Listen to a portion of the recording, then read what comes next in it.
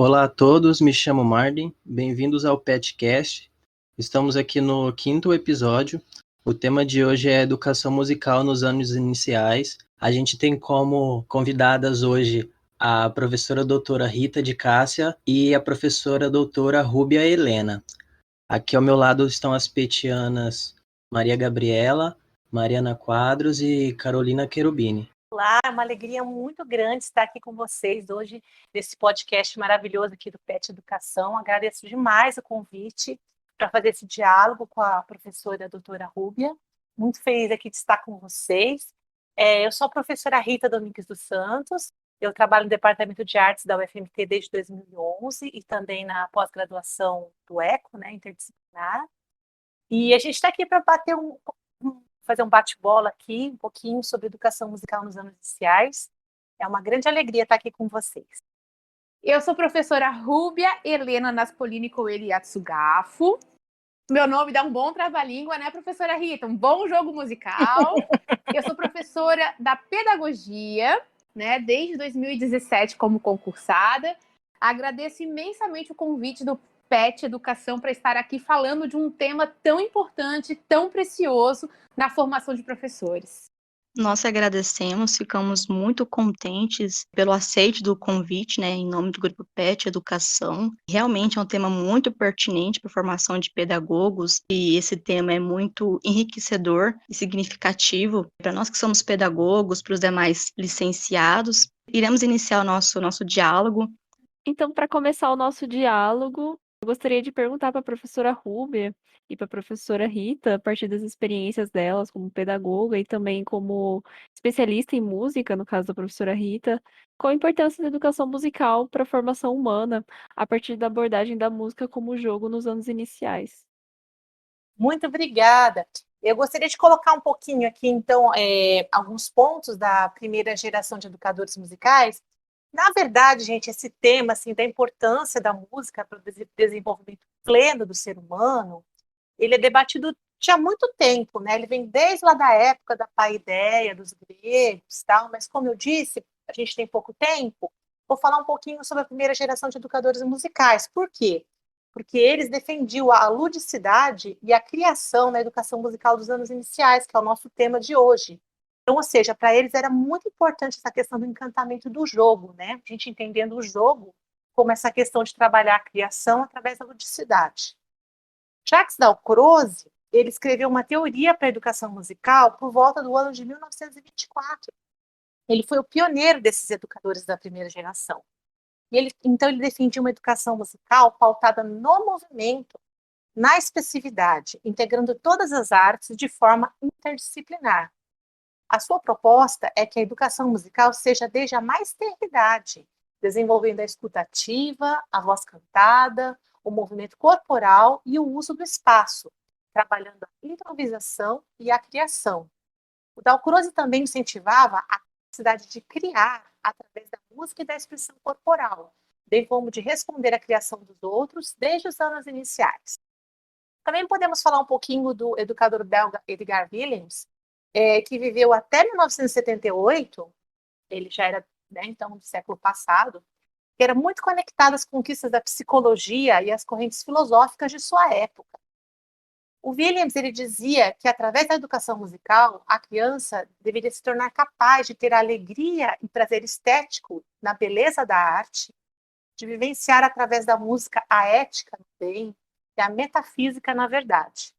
Outro também é o Kodály, né, o Zoltán Kodály, um compositor e educador musical húngaro. Ele tinha um lema muito lindo, o lema dele era assim, que a música pertença a todos, né?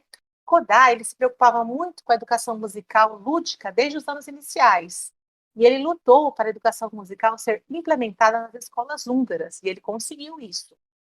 Ele idealizou a sua proposta a partir de 1905, como eu disse, né, para ser aplicada nas escolas, desde a educação infantil até o ensino superior. Lógico que lá deve ter outros nomes, né? E, então, essa proposta dele deu super certo e acabou sendo, assim, absorvida de certa forma pelo Villa-Lobos aqui no Brasil, através do canto orfeônico. Porque o enfoque dessa proposta é através do canto, através de canções folclóricas e nacionalistas. E o quarto educador da primeira geração, que a gente pode falar, Ilkar Orff, também foi compositor. Ele, na década de 30, desenvolveu teorias de educação musical voltadas a crianças, através de um método que priorizava o trabalho musical através do que ele chamava de música elemental. Seria uma música bem simples, a partir do ritmo das palavras, através de parlendas, brincadeiras, e usando poucas notas, apenas a escala pentatônica, né, que é aquelas 5 sons.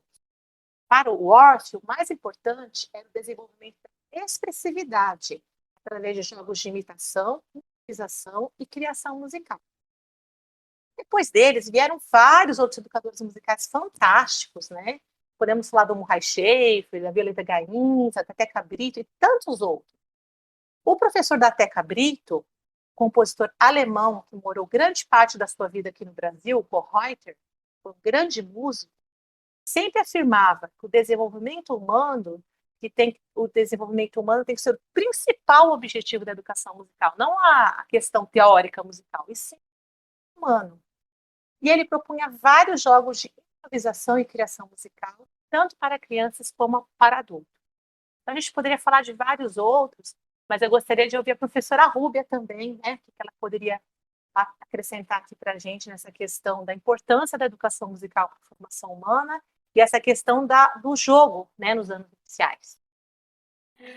Ai, que delícia ouvir a Rita falando. Gente, olha só quantas informações, quantos anos, né, de desenvolvimento, de produção científica em poucos minutos. Muito obrigada, Rita, aí pelo apanhado que você fez, né?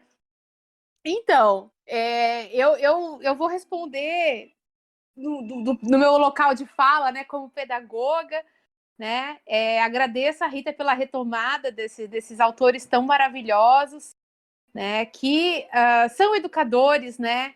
E tem uma preocupação com a formação humana, tem uma pegada pedagógica muito interessante, né? A gente que é da pedagogia, sempre que pensa nesses autores, pensa em metodologias ativas, né? Aquela contribuição que a gente teve na nossa área a partir da escola nova, né?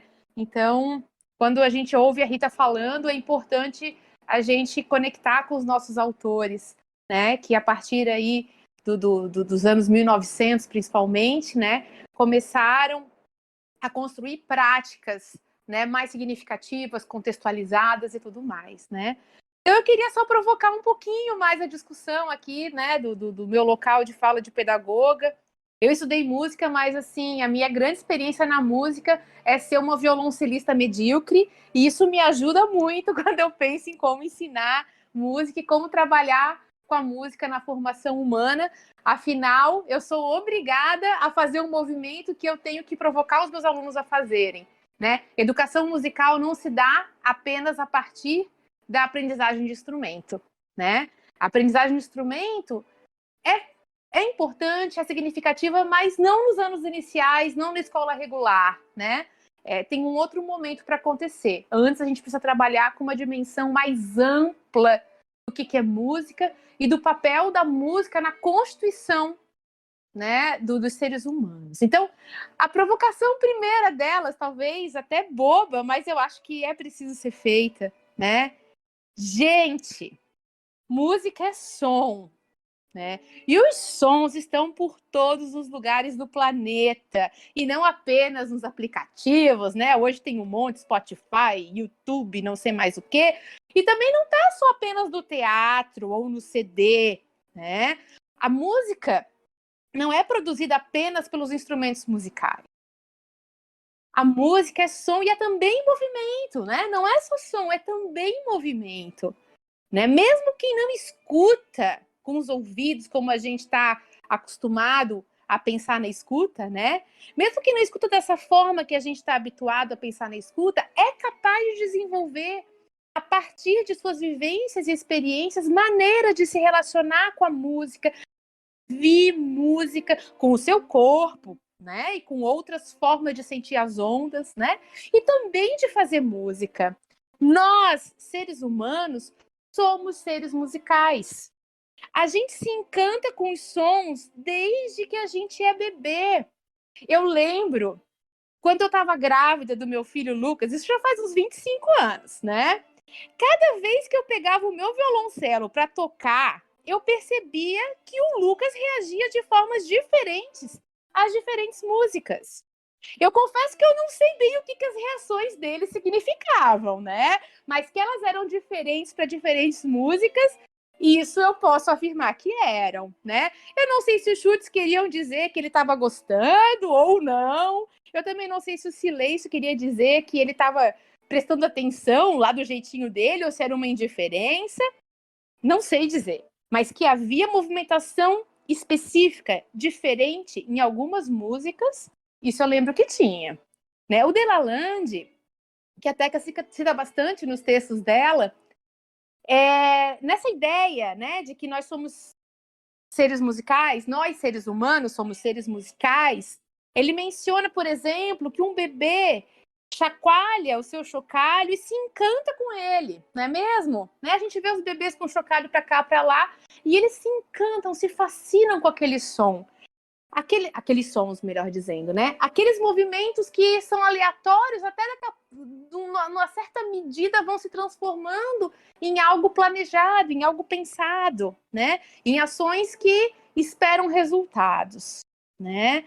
E a gente aí, né, vai tendo a música e os sons como parte da nossa vida, né, durante o nosso desenvolvimento. A gente, quando criança, né, a gente se encanta pela voz da pessoa que cuida de nós. Gente, e a gente se encanta a tal ponto que nos ninam cantando Boi da Cara Preta. E a gente, fascinado pelo som, sem saber o que a letra da música diz, se sente acolhido, né? Sente aquele aconchego, né? A gente se encanta pela melodia cantada, né? Claro, a gente é musical e outras coisas, claro, né? Mas aqui vamos dar um enfoque no musical, né? Durante a nossa vida, a gente continuamente constrói e reconstrói as nossas relações com a escuta. A gente cria e recria sentidos e significados para sons que ouvimos, para músicas que ouvimos, para textos sonoros que ouvimos, ou para sons, músicas e textos sonoros que criamos, né? Fala é musical, o nosso corpo é musical. E nós criamos sons, músicas, textos também musicais, né? Entendendo aqui o texto musical como algo que se cria na interatividade dialógica entre os sujeitos, né? Autores e intérpretes, não apenas aqueles ditos profissionais ou profissionais de fato, né?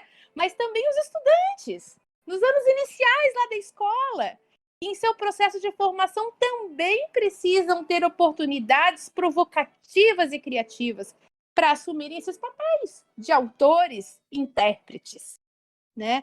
Ora, se somos seres que sentem, que criam, que recriam, que formam e transformam o mundo, e fazem isso também pelos sons, pela música, como é que ela pode ficar fora da nossa formação ou ficar à margem no nosso processo de formação dentro da escola? Né? Na nossa formação como seres humanos integrais que somos, temos o direito de ter experiências, de ter acesso aos clássicos. Gente, ter acesso ao belo, às produções maravilhosas que estão há anos e anos presentes na cultura da humanidade, ter acesso às produções musicais desenvolvidas no tempo em que a gente vive, e também, por que não, momentos, experiências de nós produzirmos músicas, sons, sentidos, né? Por isso que a Teca Brito, né, que é a autora que a Rita mencionou, que eu gosto muito, muito mesmo, traz experiências da música como jogo. Ela até brinca, né, um jogo chamado música, né, a partir desses autores maravilhosos que a Rita trouxe para a gente, evidentemente, né, porque a música como um jogo da interação, um jogo que se joga não para ganhar ou perder, se joga pelo prazer de jogar, pela alegria de jogar. O objetivo é o jogo, né? E aí, aqui pensando no Piaget, né, o pessoal da educação, né, a gente pode pensar nesses jogos musicais, nessa música como jogo, explorando dimensões sensório-motoras, né, lá o gesto, a ação, o efeito do som. Jogos que exploram dimensões simbólicas, né, a intenção da representação. E, finalmente, os jogos que exploram as regras.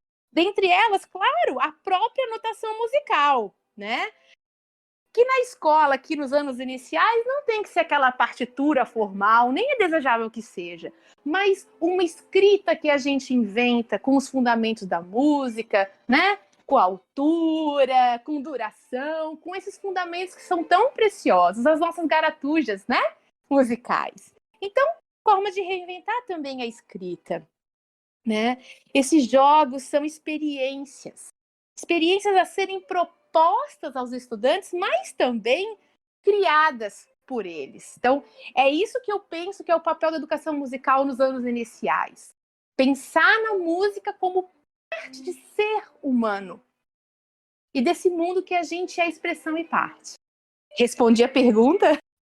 Sim, Foi incrível, são reflexões importantíssimas. sim, foi muito, muito boa a resposta da professora Ruby e também da professora Rita, muito contribuidor, né, para a nossa vivência como pedagogo. E partindo disso, professora Ruby, como a senhora mesma disse, né, que é pedagoga, se a professora Rita também quiser responder, qual é a importância da educação musical para a nossa formação como futuros pedagogos? Olha, Gabriela, nós, pedagogos, educadores em geral, precisamos ter experiências formativas nas quais possamos lidar com a música de uma forma mais ampla, né? De uma forma mais desafiadora, mais formativa, né? Porque, gente, isso não se aprende apenas lendo um texto ou assistindo a um vídeo, né? Ainda que o vídeo, né, ou os vídeos sejam importantes e os textos sejam importantes, é fundamental a gente ter momentos de experimentar, né? Experimentar a música, experimentar os jogos musicais na nossa formação, né? É muito pouco provável que a gente trabalhe de fato com uma educação musical se a gente não tiver esse tipo de experiência, né?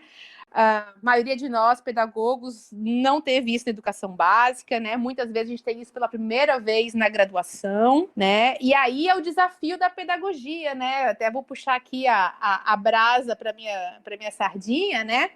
Porque na pedagogia a gente tem um duplo desafio, né? Que não, diferente de outros conteúdos, né, de outras disciplinas, né, de outras áreas, que a gente vai ter um enfoque maior no como ensinar os conteúdos que precisam ser ensinados na educação básica, nos anos iniciais da educação básica, que é o nosso recorte. No que diz respeito à educação musical, a gente precisa trabalhar muito fortemente esses conteúdos, né?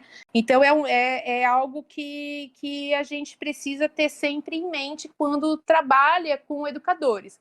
Pensando nessa ideia, né, Gabriela, de que aquilo que a gente não tem experiência, né, talvez influencie muito pouco a nossa prática. Quando a gente é professor, a gente volta e meia se pega repetindo comportamentos que os nossos professores tiveram conosco quando nós éramos crianças, né? E para a gente tirar esse automatismo, é preciso ampliar e ter uma formação significativa. Então, os professores, no que diz respeito à educação musical, precisam ter uma formação ainda mais cuidadosa, vamos dizer assim, do que nos outros conteúdos. Porque a gente, nas outras disciplinas e nos outros, né, nas outras áreas de conhecimento, porque a nossa tendência é repetir o que a gente vivenciou. E o que a gente vivenciou, geralmente? Ou uma lacuna, porque a nossa escola não trabalhava, né, com educação musical, ou uma visão complicadíssima, né, de que educação musical ou de que trabalhar com música na escola é colocar um CD para dançar, né? Então, na minha época era Hilarie da Xuxa ou alguma coisa assim, né? Então, gente, isso não é educação musical, né? Isso contribui muito pouco para a formação, vamos falar assim de forma generosa, né? Talvez não contribua significativamente, né? Então, formar os educadores é algo fundamental, né? Fundamental. com os conhecimentos, os conteúdos, os saberes próprios da educação musical, mas também com experiências ali, né, que a maioria de nós não teve acesso na nossa época de escola. Depois a gente pode falar um pouquinho mais sobre isso. Ok. E agora uma pergunta para a professora Rita de Cássia. Professora, nesses seus 20 anos de trabalho em escola, conta pra gente como é que foi os seus desafios, suas experiências, as perspectivas sobre o ensino de música para a educação. Como que funciona isso nos anos iniciais? Como que é tudo aplicado? Muito obrigada pela pergunta. Antes de eu vir trabalhar, porque aqui na UFMT eu trabalho só com adultos, né? Mas antes de vir trabalhar aqui na UFMT, eu dava aula de educação musical lá em São Paulo, a cidade onde eu nasci. Então, eu trabalhei por 20 anos em escolas da grande São Paulo. E, assim, os mais diversos tipos de escolas, né? Desde escolas bem carentes, como me lembro de uma que eu trabalhava no periférico de Guarulhos, que tinha condições bem precárias, assim, até em escolas particulares, digamos, de elite, né? Me lembro bem de uma escola de tradição alemã e de outra de tradição judaica que eu trabalhei. Então, eu já cantei, assim, música folclórica em alemão, em hebraico, já tive múltiplas vivências, né? E durante esse período de 20 anos, eu trabalhei com várias faixas etárias, desde os 2 anos de idade até o ensino médio. Mas aqui eu vou me concentrar, então, na questão dos anos iniciais, que é o enfoque do nosso podcast. Então, eu vou trazer alguns exemplos pessoais aqui. Primeiro, assim, é diferente, né, trabalhar música com crianças de 2 anos, ou de 6, 7, 8, as abordagens e expectativas são diversas, conforme faixa etária.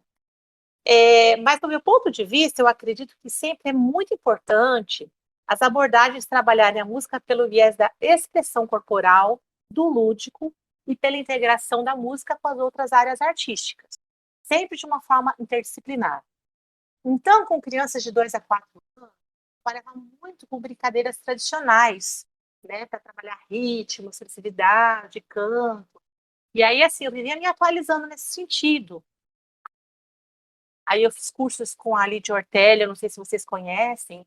Ela é uma pesquisadora, uma senhora, que ela resgata brincadeiras tradicionais do interior do Nordeste, do sertão da Bahia. Aí eu fiz alguns cursos com ela.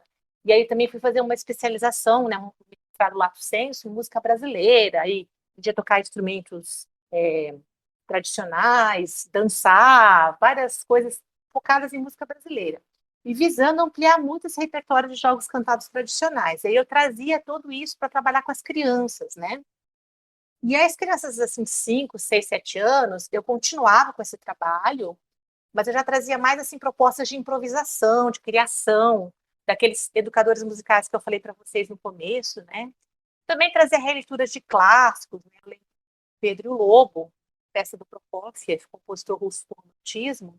É uma peça, assim, muito bonita e que tem uma história, assim, bem divertida. E ela é bem interessante porque cada tema é bem delineado por um agrupamento instrumental bem específico. Então, por exemplo, o tema do Pedrinho, que é o personagem principal, é apresentado pelo quarteto de cordas. Aí o tema do Lobo pelas trompas. Então, a gente trabalhou bastante com essa obra, nós fizemos teatro. Aí as crianças faziam gráficos e desenhos representando a música, estudamos os instrumentos da orquestra de uma forma lúdica. As crianças foram fazendo desenhos da história, né? Enfim, cada turma que eu trabalhei essa aula tinha um desdobramento diferente, porque eu deixava as crianças assim com bastante liberdade para se expressarem, e aí eu ia conduzindo as aulas de acordo com os interesses maiores de cada turma, né? Eu também trabalhava assim com uns bingos sonoros. Então eu lembro que eu tinha um bingo de instrumentos do cotidiano, né, com sons do cotidiano. Por exemplo, tinha som de liquidificador, som de vento, de mar, do aeroporto, até de descarga tinha som. E aí, então, as crianças gostavam muito também, ficavam muito atentas, aí tinha as cartelas, né? A gente também criava instrumentos com sucata, fazendo dia rítmica, instrumentos, cantando, né? Em algumas escolas eu até acompanhava com teclado, quando tinha essa possibilidade. Agora, o mais bacana mesmo era o momento de criação deles com os instrumentos de sucata. Aí era um momento, assim, que eles realmente, assim, adoravam, né? Aí eles faziam músicas, assim, super criativas, que envolviam já a dança, totalmente interdisciplinares, assim. Sim, só alguns exemplos que eu vou me lembrando aqui. Agora, quanto aos desafios, né, sempre são inúmeros. Então, muitas vezes as escolas não ofereciam uma estrutura adequada para se fazer um corpo. Acho que é super importante ter espaço, né? E aí, algumas escolas, eu tinha que dar aula de música na sala de aula, e a sala de aula era muito cheia de carteiras, não se tinha tempo suficiente para tirar tudo do lugar e colocar tudo de volta, né? Ou então, às vezes, o ambiente era muito barulhento, muito dispersivo, né? Às vezes eu tive que dar aula em ambientes abertos, isso dificulta também. Agora, teve escolas, assim, que foi até coisas muito, assim, sui generis, né? Como, por exemplo, o Colégio Dante Alighieri, que é uma escola, assim, de elite de São Paulo, a dificuldade foi outra, né? Porque eu trabalhei lá, tinha 2 salas de música, assim, totalmente equipadas, com instrumentos bem variados, apropriados para crianças, muito espaço, teclado, violão, microfone para os professores, vedação acústica, era assim, parecia um sonho, né?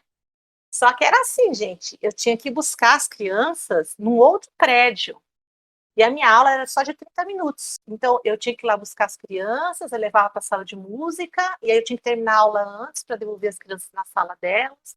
Então, sobrava, assim, 15 a 20 minutos para dar a aula, imagina. O que eu ia trabalhar em 15 e 20 minutos? Então, já passei por vários desafios. E acho que um dos desafios piores, assim, é a questão, muitas vezes, dos diretores de escola e coordenadores que não acreditam no potencial da música para o desenvolvimento integral da criança, e que muitas vezes interpretam as propostas da gente como uma, sei lá, como alguma bagunça, né?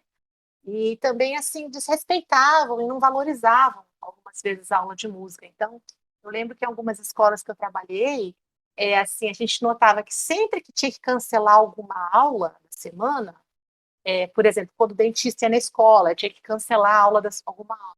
Aí eles cancelavam a aula de música. Achavam que a aula de música não ia fazer tanta falta para as crianças se não tivessem, né? Então, essa questão das vezes os coordenadores e os diretores não entenderem o sentido de se ter uma aula de música, né? Outras escolas também queriam que o conteúdo das aulas de música ficasse em função das famigeradas festinhas comemorativas. E meio que obrigavam, né, o professor de música a ficar treinando as crianças para apresentações, Dia das Mães, Dia dos Pais, Festa Junina, né? E isso acabava, assim, criando uma barreira nas crianças, que passavam a não ver sentido naquilo, não ter prazer naquela situação. Então, assim, quando acontecia isso comigo, eu tentava fazer de uma forma que, assim, aquela apresentação que a gente iria fazer tivesse todo sentido para as crianças, né? Que a gente construísse aquilo junto. Mas muitas vezes a gente não tinha tempo suficiente para fazer todo esse trabalho com as crianças, né? Da coisa partir mais delas. Então, acho que eu me lembro, esses foram os maiores desafios que eu enfrentei nesses 20 anos. Professora, a senhora falou sobre barreira das crianças, né? A gente sabe que fora da escola, a música ela já tem uma influência muito grande na nossa vida, né? A gente consegue entender mais ou menos como, não entender, mas assim, é de senso comum, né? A gente vê traços de pessoas em outras pessoas de acordo com a música que elas ouvem, né? Tipo, a gente consegue ver quem é os roqueiros, quem são os funkeiros, quem são os pagodeiros, porque a música, de certa forma, ela influencia no nosso estilo de vida, né? A senhora, em todo esse tempo de educação musical, nas crianças, durante a formação dela, a senhora reparou alguma mudança influenciada pela música nas aulas de música, né? Uma criança que ela se expressava de uma maneira, através da música, ela passou a moldar o comportamento dela, ela passou a se apresentar socialmente, né? De uma forma diferente. E, assim, a senhora conseguiu compreender e ver que isso, alguma dessas crianças, né, foi através da música? Essas crianças menores, né? Elas, primeiro, assim, elas vêm muito assim, elas trazem muitos comportamentos, e o repertório musical delas tem muito a ver com o repertório musical que os pais apresentam para elas, muitas vezes, né? Quer seja os pais mesmo interagindo com elas, ou quer seja deixando elas, assim, assistirem vídeos no YouTube e tal, e elas acabam ficando mais só com aquele aspecto de música que é oferecido a elas. E então, assim, eu acho que um dos objetivos da aula de música também tem que ser a expansão do repertório musical da criança, né? Eu acho que a gente tem que respeitar o que a criança gosta, jamais, né, assim, rotular, dizer, essa música é ruim, essa música, porque, na verdade, assim, praticamente não tem música ruim, tá? Toda música a gente pode trabalhar com aspecto, até partindo do que a professora Rubem falou, até os ruídos a gente pode fazer música, né? O Schaeffer falava muito disso. Então, assim, na verdade, com qualquer tipo de música a gente pode fazer um ótimo trabalho de educação musical. Mas eu acho que uma das funções da educação musical é também ampliar o repertório musical das crianças. E isso acaba, assim, afetando o comportamento delas, acaba afetando também o que elas vão admirar, né? Tem uma coleção de livros muito interessante que se chama Crianças Famosas. São livros muito bonitos, e as histórias são de uma forma bem assim lúdica, bem assim tranquila, bem agradável para a criança ouvir. Tem uns desenhos muito bonitos, e aí trazem histórias da infância de vários compositores famosos. Então, como era o Bach quando ele era pequenininho, então as estripulias que ele fazia, né, que o irmão mais velho dele não deixava ele mexer num armário, que era um velho guardava todas as partituras dele, tal, que era uma coisa muito preciosa para ele. E aí, quando estava todo mundo dormindo, o pai ia lá e abria o armário, ficava mexendo naquilo, né, interessado com aquilo. Então, eu também tendo Villa-Lobos, e também não só de músicos, tem de vários artistas, pintores, e é sempre a história da infância desses artistas. Então, acho assim, tudo isso, como você perguntou, vai mudando o comportamento da criança, né? Ela passa a ter outros ídolos, digamos. Então, acho que tudo colabora para o desenvolvimento integral dela. Partindo do que a professora Rita disse, vou fazer um breve comentário, não falando assim, não estereotipando as escolas públicas, mas eu vim de escola pública e realmente, como a professora Rita disse, a educação musical normalmente é deixada de canto para as festinhas. Eu tinha um interesse muito grande pela educação musical clássica, com os instrumentos clássicos, o piano, o violino, e infelizmente não tive essa oportunidade na escola. Em casa, minha professora falou, muita da influência dos pais, né? Na minha casa não escuta muito esse ritmo. Eu via mais na televisão, na internet, lendo, né, os livrinhos que a gente é disponibilizado nas escolas, e infelizmente não é utilizado em sala de aula, a gente tem que procurar por fora. Mas a música, ela é essencial na formação humana, eu acho muito interessante isso, e defendo que as escolas devem sim trabalhar isso em sala, com as crianças, não somente em festinhas, mas a educação musical em si, desde bebês, como a professora Rúbia citou também o exemplo dela, né, quando ela estava grávida do filho, escutando as músicas, tocando, desde que se é bebê, já começa a reconhecer os sons, isso é muito interessante e muito bonito, né. Eu quero fazer mais uma pergunta agora para ambas as professoras, que é, professoras, quais que são os desafios de formar os professores que muitas vezes não tiveram experiências de educação musical? E para os que tiveram uma educação musical mais tradicional, né? Qual os desafios para esses professores e a formação deles? Então, aí eu tenho uma história para contar pessoal para vocês nesse sentido. Primeiro, eu queria assim, dizer que a gente sabe, né, que é bem difícil mudar as crenças de um futuro professor se ele teve uma base musical assim meio equivocada. Mas isso não é impossível também, né? Então, eu vou dar meu próprio exemplo dessa liberdade. Então, na infância, os meus estudos musicais foram em conservatório, não tive educação musical. Fiz 9 anos de piano de uma forma bem tradicional. Aí a primeira graduação que eu fiz foi duas em uma essa graduação. Foi o bacharelado em composição e bacharelado em regência. Assim, porque eu sempre amei música, né? E sempre quis dar aulas. E aí, então, fiz esse bacharelado de composição e regência, estava toda feliz com o meu curso e tal.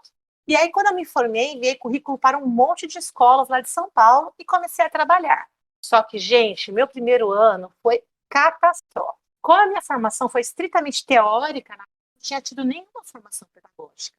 Então, eu fiz, digamos assim, algumas atrocidades pedagógicas, acho que eu posso dizer assim. Eu dava aulas nesse meu primeiro para crianças de 9 anos de idade. E eu tinha a maior boa vontade, né? Eu queria ser uma boa professora, eu preparava as aulas, eu amo música. Mas veja, isso não é o suficiente. Eu lembro que a coordenadora me chamou para conversar e me disse: olha, as crianças não estão gostando da sua aula, o que está acontecendo? O que você está dando nessa aula de música? Quais são os seus objetivos, né? E aí eu respondi assim: bom, olha, eu selecionei várias obras de música clássica, eu coloco para eles ouvirem, e aí eu peço para eles dizerem quais são os instrumentos, qual a forma musical, qual é o período musical. Tipo assim, né? Imagina, né? Um atropelamento das possibilidades aí, né? E que eles, ouvindo, já fossem dizendo tudo isso. Sem mínima contextualização, mínimo trabalho, né? Então, aí eu compreendi que não bastava saber música. Eu tinha que estudar seriamente as questões didático-pedagógicas. E aí eu fui fazer a licenciatura em música. E aí isso me abriu um novo entendimento, né? Aí, então, quando eu terminei a licenciatura, eu fui dar aula para crianças do criança infantil, e aí foi, assim, uma delícia, tanto para mim quanto para as crianças. As crianças adoravam, né? Tanto que eu fiquei nessa escola por 8 anos. Então, assim, eu tô contando essa história porque, assim, o estrago que uma educação musical tradicionalista pode fazer numa pessoa. A pessoa ama, no meu caso, eu amo música. Eu queria muito dar aula, eu queria ser professora. Só que eu estava fazendo as crianças se afastarem, não gostarem de música, por não ter um mínimo de conhecimento didático pedagógico. Então, por isso que eu admiro demais o curso de vocês, a pedagogia.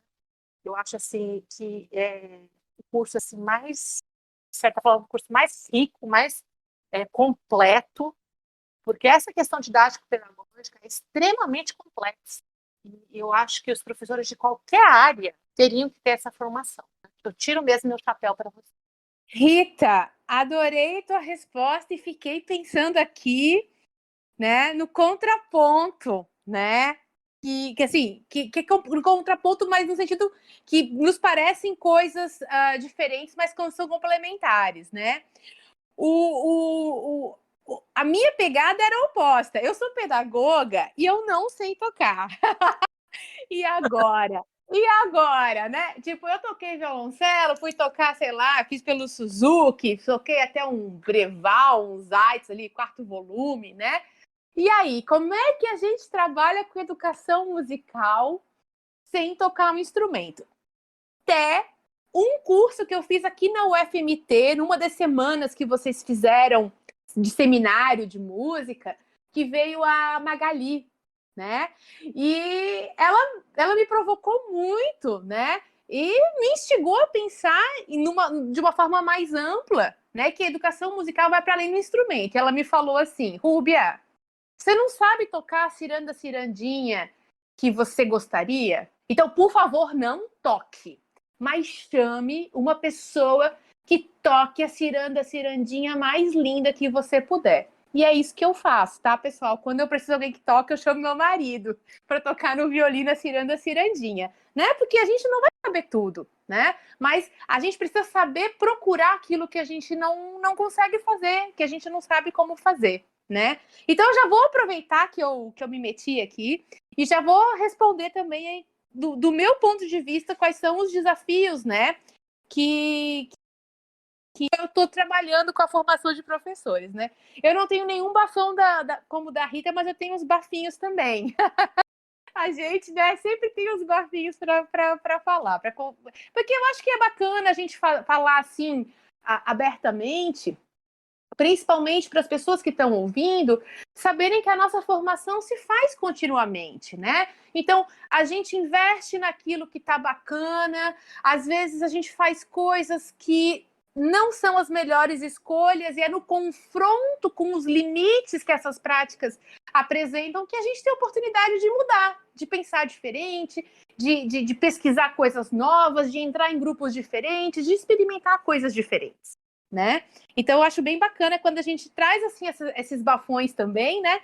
Para as pessoas também saberem que isso acontece com todo mundo, né? E só não muda quem é muito teimoso, né? Então, a gente na vida vai sendo provocado a mudar. Beleza, então, se eu pensar aqui na minha experiência, né? como professora que atua com educação musical na pedagogia, que já atuou com o OEB, né, a nossa OFEB na pedagogia, na música, que eu vou dar aula de OEB, eles querem falar de didática, pessoal. Eles não me deixam dar aula de OFEB. Eu tenho que falar de didática, eu falo, então tá, eu falo alguma coisa de didática, mas aí a gente volta para o OFEB, né? Mas isso é bem legal, eu gosto bastante, né? Então, pensando nesses dois cursos que ainda que tenham especificidades, né, ao mesmo tempo eles têm uma coisa fundamental em comum, né? Assim, de maneira muito simples, talvez até reducionista, né? Eu poderia sintetizar essa questão com 4 pequenas perguntas, né? Sempre que eu chego numa turma de pedagogia ou de música, né, eu pergunto em algum momento, na pedagogia na primeira aula, na música quando eu tô lá, quando eles começam a me perguntar de didática, eu faço essas mesmas perguntas, né? Eu pergunto, por que música na escola? Pra que música na escola? Como música na escola? Qual música na escola? Gente, dentre idas e vindas, eu tô no ensino superior desde 2003. E eu sempre faço essas questões. E eu não me lembro de algum semestre, alguma turma que eu entrei e perguntei isso, eu não ter ouvido umas respostas assim bem frustrantes, mas também bem legais, que são bem potentes, né? Mas inicialmente frustrantes, né? Respostas como, por que tá no currículo? Ensina música porque tá no currículo. Aí eu respondo com outra pergunta, claro, né? Falo, tá, mas por que tá no currículo? Tá, mas quem colocou a música no currículo, então? Por que que essa pessoa, essa entidade, sei lá, né, colocou a música lá no currículo? E qual tipo de música que essa entidade, essa pessoa considerou e por quê? Né? Ou então, quando eu tô de mau humor, eu pergunto, né, é importante para a formação ter música, né? E por isso está no currículo? Ou está no currículo porque é importante para a formação? E aí a gente começa a fazer. Deixa eu repetir, né? Porque agora ficou muita informação, né? Basicamente assim. É importante porque está no currículo? Ou está no currículo porque é importante? Ordem. O que veio primeiro? O ovo ou a galinha? A gente faz na escola porque está no currículo? Ou é importante por isso estar no currículo? Né? O que origina o quê? Né? E eu vou falar para vocês que isso não acontece só na música e na pedagogia, tá? Porque eu pergunto isso, por que ensina português nas letras, por que ensina inglês, por que ensina matemática na matemática, por que ensina educação física na educação física, e eu sempre tenho resposta sim, né? Da música é um pouquinho menos variada, porque a matemática e português eles falam porque cai no Enem, né? Ou porque precisa para o mercado de trabalho, né? Gente, então esse é o primeiro desafio, né? Construir ou proporcionar uma construção de resposta adequada para essas 4 questõezinhas, né? Por quê, para quê, como e qual tipo de música, qual música está no currículo, né? Então, respostas adequadas a essas questões vão pensar na música como parte integrante fundamental da formação humana. Algo que todos têm direito de ter acesso. Afinal, todos nós e cada um de nós é expressão e parte de um mundo. E a gente tem o direito de ter acesso às produções artísticas criadas, né? E também de ter experiências artísticas, e dentre elas as musicais, evidentemente.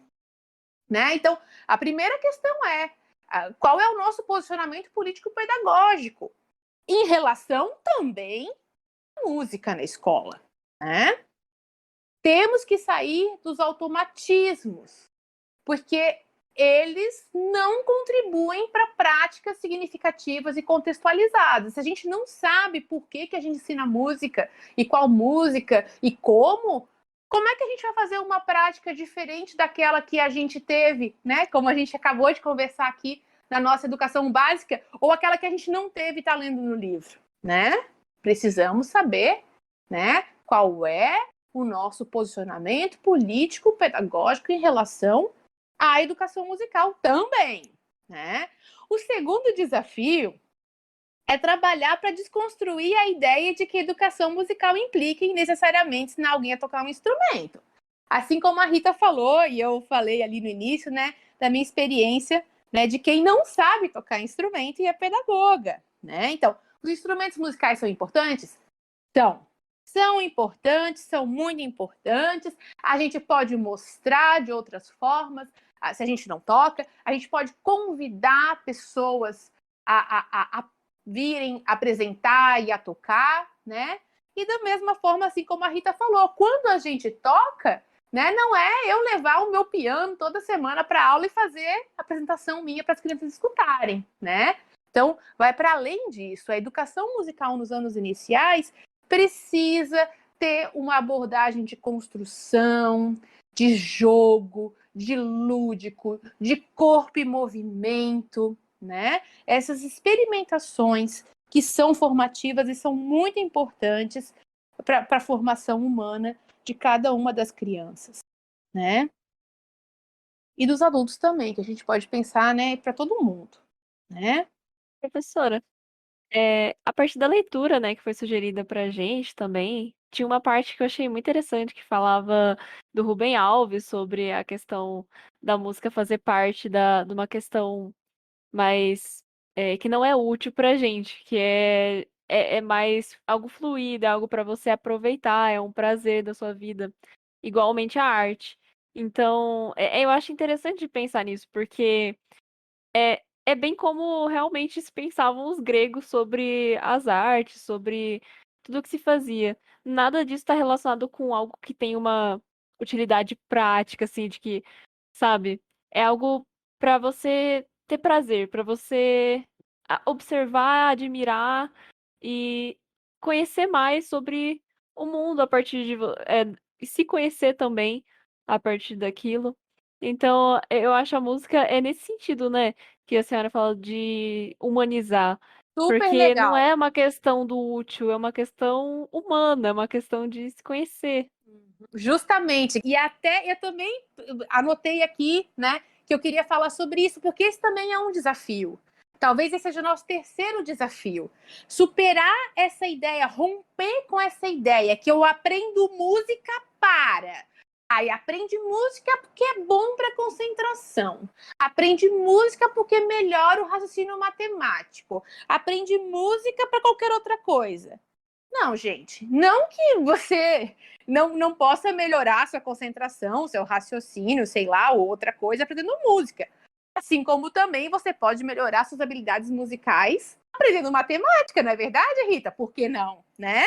Então, mas a gente tem que parar de pensar dessa forma utilitarista, sabe? A gente aprende música para além desse utilitarismo. A gente aprende música pensando na nossa constituição como seres humanos, né? Historicamente situados, contextualizados, né? E isso é fundamental a gente pensar, né?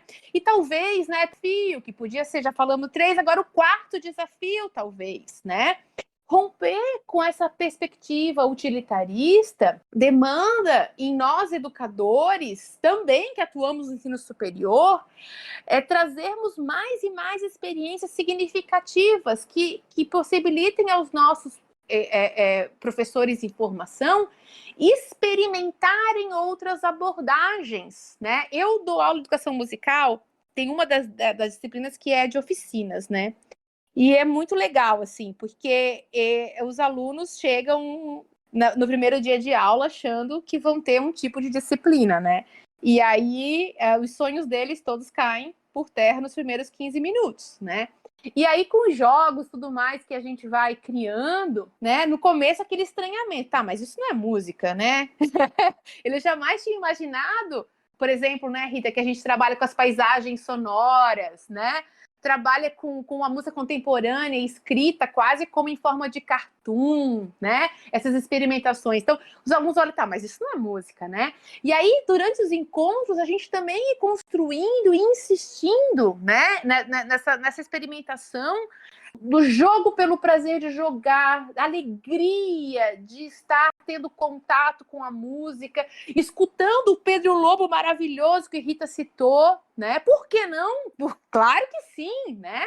Escutar o Pedro Lobo, ouvir uma orquestra muito bem tocada, mas também pegar na minha casa, experimentar alguma coisa, criar um som, inventar um jeito de escrever aquele som que eu ouvi na quarentena, ou na floresta, ou sei lá onde, num papel, né, de forma que esse registro depois me permita reproduzir aquilo que eu ouvi, ou que eu produzi, né, com o meu corpo, né? Então, tentar também tensionar um pouco no sentido de romper, né, com os lugares comuns, proporcionando aos educadores a construção de novas experiências, mas não no sentido só de fazer, mas de criar novas relações com os sons, novas relações com a música e talvez até novas relações com o jogo. Porque na nossa cultura, acho que a maioria de nós vai falar isso, a gente aprendeu a jogar para ganhar ou perder. Quer dizer, a gente quer ganhar, né? Mas a gente às vezes perde. E o jogo musical não é nessa lógica em geral que a gente constrói, né? A gente constrói o jogo, né, pela alegria de jogar, pelo prazer de estar jogando. Só para fazer um paralelo, talvez até meio besta, assim, mas falando, eu lembrei. Não sei se vocês assistiram a transmissão das Olimpíadas do skate. Eu achei o máximo, né? Pelo menos eu sou leiga, não sei nada de skate. Mas o pessoal do skate que estava comentando, a alegria deles de verem as manobras, de verem as coisas fantásticas que os outros faziam. Então eles não estavam ali só torcendo para o Brasil ganhar. Não que eles não tivessem, né? Mas eles estavam encantados com as manobras, né? Os outros skatistas de outros países faziam coisas lindas, eles faziam uau, uau, uau. E eu vejo isso um pouco no jogo que a gente faz, no jogo musical que a gente faz em aula, né? Os colegas fazem coisas massas e o pessoal fala, nossa, que massa! Nossa, que legal! Então também é uma outra lógica de jogo. Eu só vi jogo assim, sem ser na música, eu só vi jogo assim quando eu fui na aldeia dos Chiquitanos.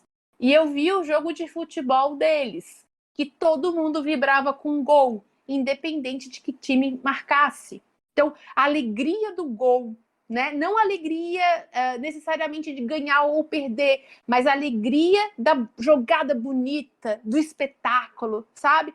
E eu acho que isso também é formativo, se a gente parar para pensar, porque é uma outra lógica, uma lógica que vai contra aquilo que a gente costuma aprender nesse momento histórico, que a gente tem que competir, que a gente tem que ser o melhor, que a gente tem que tirar 10, não é assim que a gente aprende, né? Tem até que desconstruir isso na pedagogia, em avaliação, por exemplo, né?